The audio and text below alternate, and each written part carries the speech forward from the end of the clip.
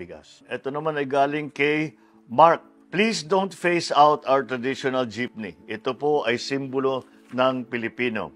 Meron pa kay Sofia. I hope you can do something about our jeepney. It is getting worse. At ito naman from Eduardo. Let's industrialize, sir, maski motorcycle lang para sa lahat ng tricycle sa bansa ang umpisa.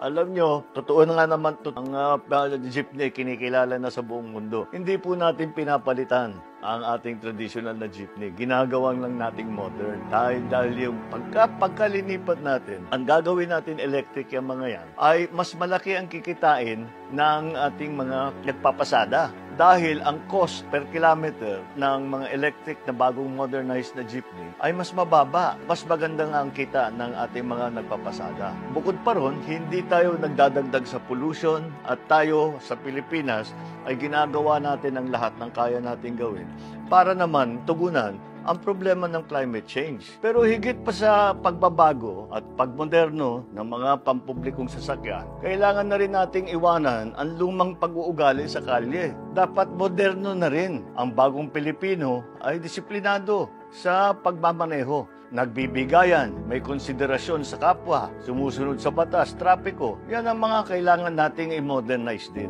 Tama na yung mga madamot sa daan, mga nagbababa ng pasahero sa gitna ng daan, mga hindi ginagalang ang bike lane, hindi pinapadaan ng mga ambulansya, pagpapark sa tabi ng daan na nagiging obstruction sa daloy ng traffic. Bagong Pilipinos na po tayo, disiplina ang dapat pairalin.